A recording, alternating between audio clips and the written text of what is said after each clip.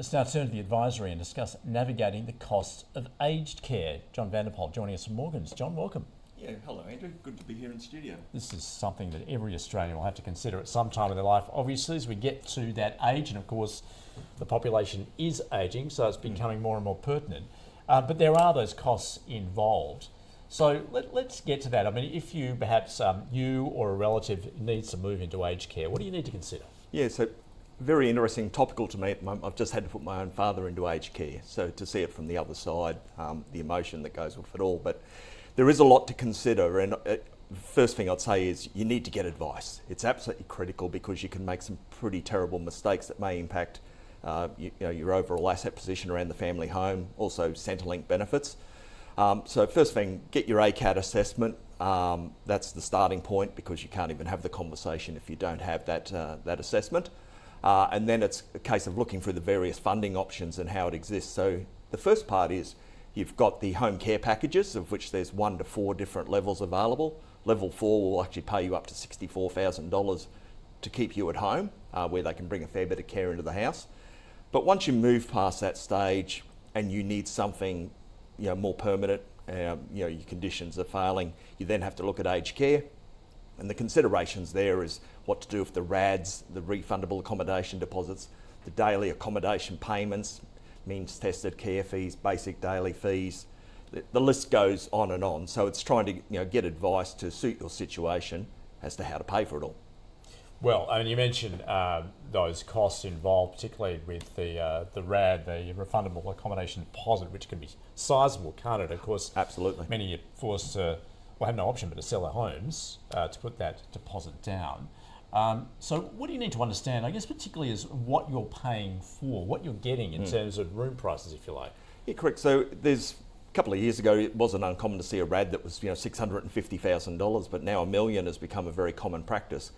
And you don't have to pay the full RAD. There is a lot of people who are not in a situation that they can afford to do so. So that's where you can look at the daily accommodation payment, which is effectively a calculation of what the RAD is. So let's say if we're talking a $1 million RAD, it's based on what is called the maximum permissible interest rate, which is currently 7.78%, calculation based on $1 million, which you can pay that on a month-to-month basis versus paying that total RAD. The basic daily fee, which is about $65.55 a day at the moment, that's payable regardless. And then there's maybe a means tested fee depending on your personal wealth. So going through the whole advice mechanism and working out what might be the best solution for you, that's the critical part of getting advice, and also Centrelink, critical as well. There's also a higher everyday living fee. Does this also relate to the level of care? Correct. So for those people who want a few more luxuries, so going back to my father's example, it's getting a glass of wine with dinner, having Foxtel in your room, the important things Basics of life. Of life. Absolutely. So, but you pay for it.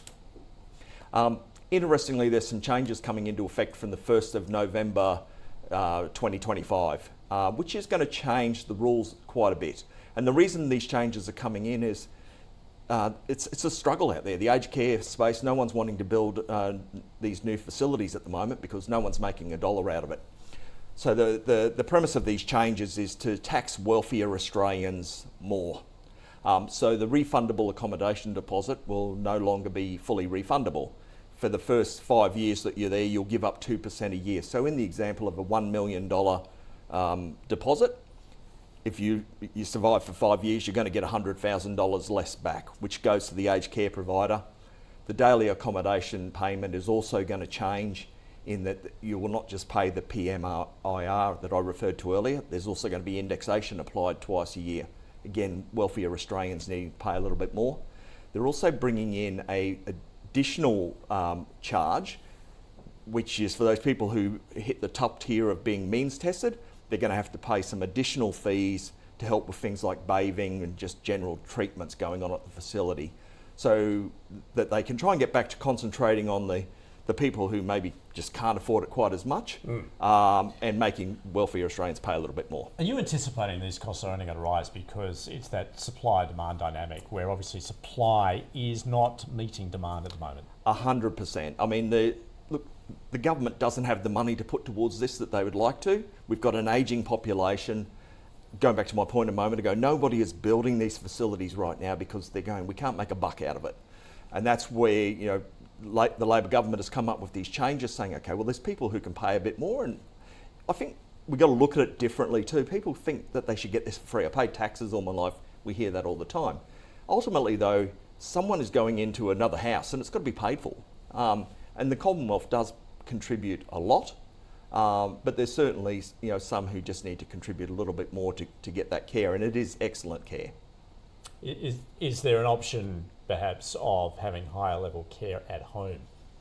Well, again, you know, there is people who can do that. I mean, the average cost of those people who are actually got the full-time care in home is usually it's a rolling cycle of free nurses coming through over 8-hour periods, and that can cost anywhere in the vicinity of, you know, $250,000 to $300,000 a year. Only a unique group of people could actually afford to do that.